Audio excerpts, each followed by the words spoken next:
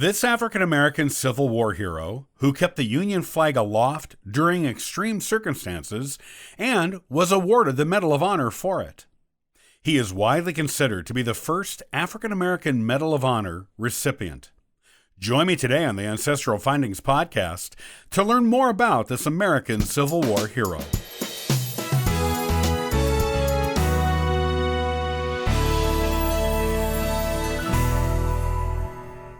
There have been nearly 3,500 military service members in the United States who have been awarded the prestigious Medal of Honor.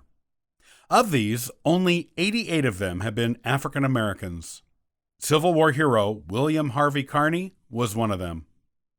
Born as a slave in Norfolk, Virginia, on February 29, 1840. Over the next several years, many members of his family were either freed by earning enough money to purchase their freedom, or eventually by the death of their owner.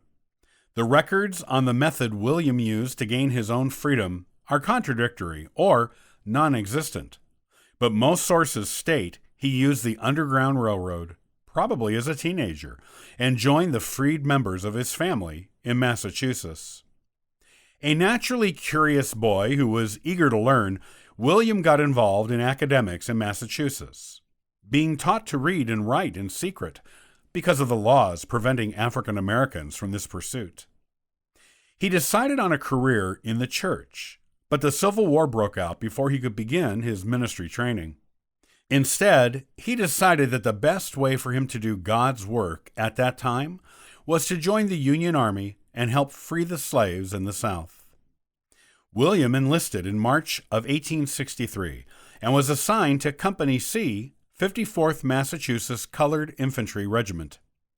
This was the first official regiment of African American soldiers recruited for the Union in the North. There were 40 other African American soldiers in the regiment with him, including two sons of the famed abolitionist leader, Frederick Douglass. After a few months of training, William was sent to South Carolina with his regiment. There, on July 18, 1863, William and his regiment led a charge on Fort Wagner. The unit's color guard was shot during the battle, and William, being just a few feet away at the time, ran to grab the American flag from the falling soldier. William was seriously injured during his attempt to save the flag, being shot several times himself. Still, he refused to let the flag touch the ground and managed to keep it aloft while he crawled to the top of the hill, where the walls of Fort Wagner stood. Any member of his regiment he saw along the way, he urged to follow him.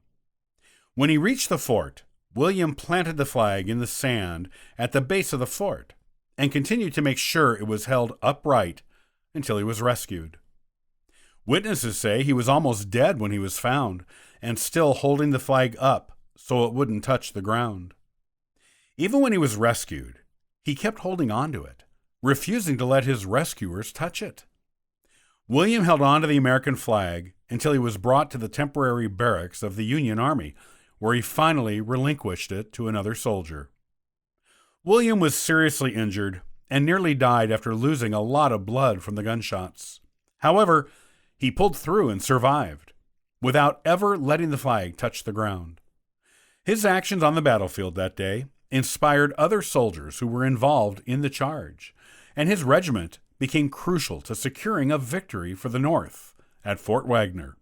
William was promoted to sergeant for his actions and bravery on the battlefield after he recovered. He received an honorable discharge from the Army because of his wounds the next year.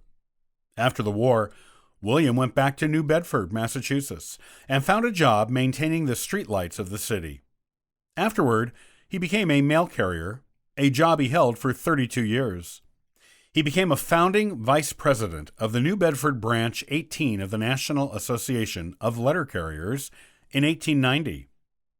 He went on to marry Susanna Williams, and together they had a daughter, Clara Heronia Carney.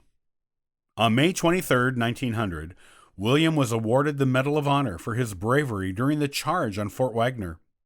Quite a lot of Civil War Medals of Honor were awarded decades after the actual war, some being awarded 20 or 30 or more years later, like William's award. While other African Americans who fought in the Civil War had received the Medal of Honor before him, his actions that resulted in the award took place before theirs. Therefore, William is considered to be the first African American to be awarded the Medal of Honor.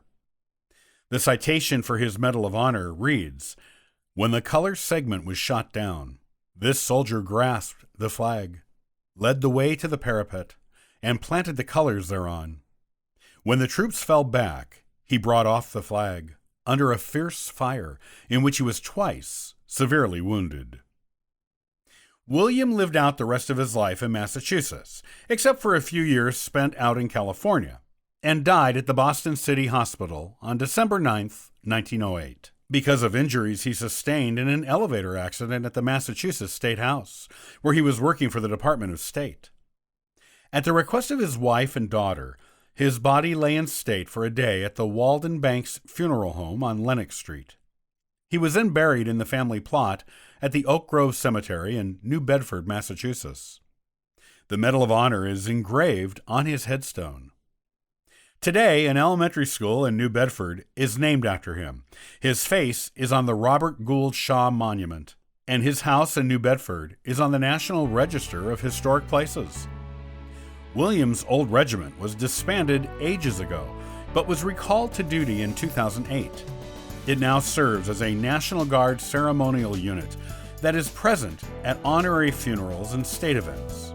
It also marched in President Barack Obama's inaugural parade.